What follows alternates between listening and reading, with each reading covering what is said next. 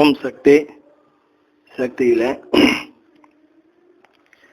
ஒரு பக்தருக்கு அம்மா சொன்னாங்க, மகனே 1000 ரூபாயும் 1 பைசாவும் செலுத்தி ஒரு கலசம் வாங்கி வீட்டுக்கு செல்லும், பிரச்சனைகள் தீரும் சொல்லி சொன்னாங்க.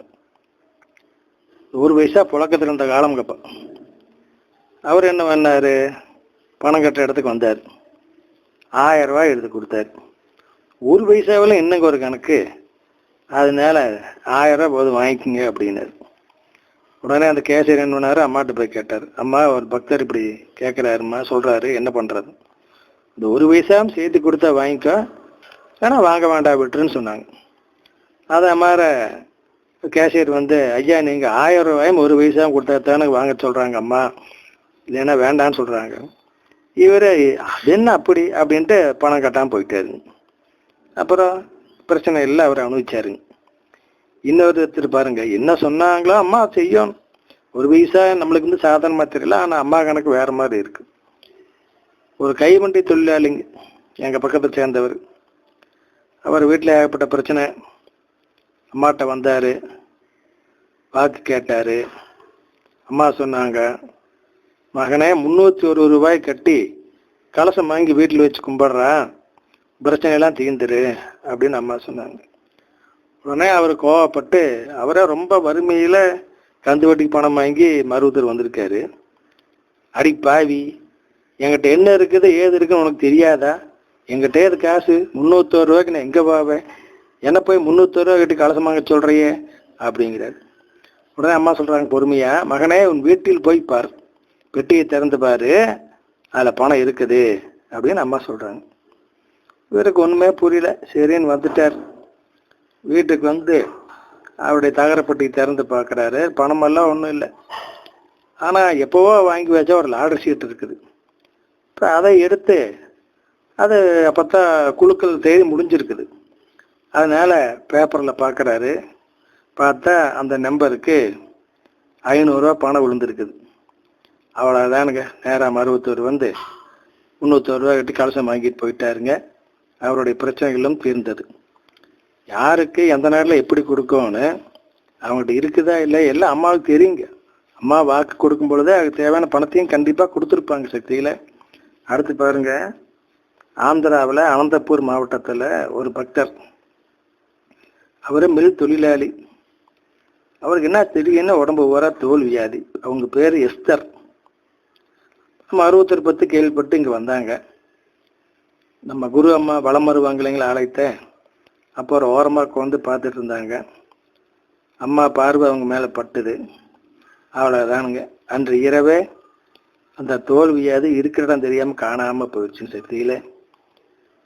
அதனால தான் வந்து அம்மா என்ன சொல்கிறாங்கன்னா, பெண்களை நிமித்தினால் உலகம் நிமிர்ந்து விடும், ஆண்களை நிமிர்த்த முடியாது, எனவே அம்மாவிடம் பெண்களுக்கு முதலிடம் அப்படின்னு அம்மா சொல்லியிருக்கிறாங்க. இன்னொரு முறை பாருங்க, விண்மணி, இவர் அம்மாவுடைய சிறந்த தொண்டர். இவர் ஒரு தொண்டுக்காக ஒரு ஊருக்கு போகிறார், ஒரு விழா, அதில் இவருக்கு பேசுறதுக்காக வாய்ப்பு கொடுத்துருக்குறாங்க. போகிறாரு. அங்கே போகும்பொழுது இரவு நேரம் ஆகி போகுது. கிராம பாதை 2 ரோடு பிரியுது, எதில் போகிறதுன்னு இவருக்கு தெரியல.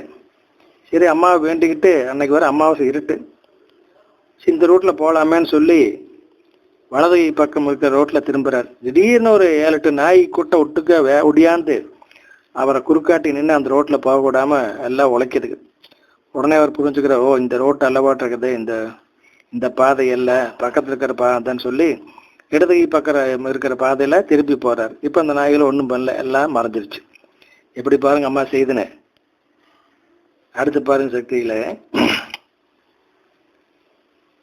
சென்னையில இந்துமதி விஜயரங்கம் அப்படின்னு சொல்லி ஒருத்தர், இது வந்து கப்பல்ல வேலை செஞ்சுட்டு இருக்காருங்க.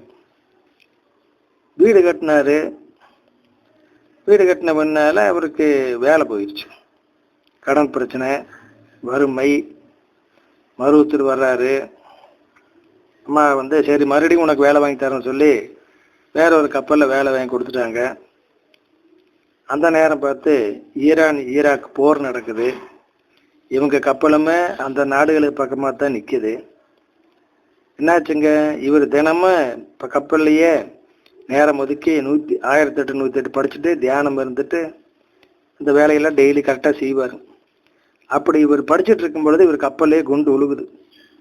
பக்கத்தில் இந்த மாலினி செத்து போயிட்டார், குண்டு அட்பட்டு. அப்புறம் இவருமே எந்திரிச்சு வெளியே ஒடியாரார். 4ஆம் தளத்துல இருந்து இவர் தப்பிக்கிறதுக்காக ஓடும் பொழுது ஓட ஓட இவர் பின்னால தீய துரத்துது, அந்த குண்டு வெடிச்ச தீ துரத்துது. கடைசி ஆளா லைஃப் போட்ல ஏறி இவர் கேப்டனா இருந்தாருங்க, தப்பிச்சாருங்க. இவர் தப்பிக்கிற யார் தெரியுமா உதவி செஞ்சாங்க? டால்பின் மீன்கள் உதவி செஞ்சன. இந்த நடுக்கடலை டால்பின் மீன்கள் இவரை வந்துங்க ஒரு நீராவி கப்பல்கிட்ட கொண்டு சேர்த்துச்சுங்க. இந்த நீராவி கப்பலில் இருக்கிறவங்கெல்லாம் அப்புறம் இவங்க காப்பாற்றினாங்க. இந்த நேரத்தில் இவங்க குடும்பத்தை சேர்ந்த இவருடைய மனைவி, இவருடைய குழந்தைகள் எல்லாம் வந்து நவராத்திரி விழா மருவத்தூரில் அங்கிருந்து துண்டு செஞ்சாங்க. இப்போ அம்மா சொன்னாங்க அவங்கள பார்த்து, நீ மந்திரம்படி வழிபாடு செய், தியானம் செய், மற்றதெல்லாம் நான் பார்த்து கொள்கிறேன் அப்படின்னு. அதே மாதிரி அம்மா அவருடைய கணவரை இந்த பேராவது வந்து காப்பாற்றினாங்க. பார்த்தீங்களா, சக்தியில அம்மாவுடைய பிறந்த நாளுங்க 3/3/1941. அதே மாதிரிங்க மருவத்தூர் கருவறையில விக்கிரகம் நிறுவன நாள் வந்துங்க 25/11/77 கார்த்திகை பௌர்ணமி. அதே மாதிரி அதர்வணகாளி சிலை பிரதிஷ்டை செய்த வருடம் 79ங்க. ஓம் சக்தி.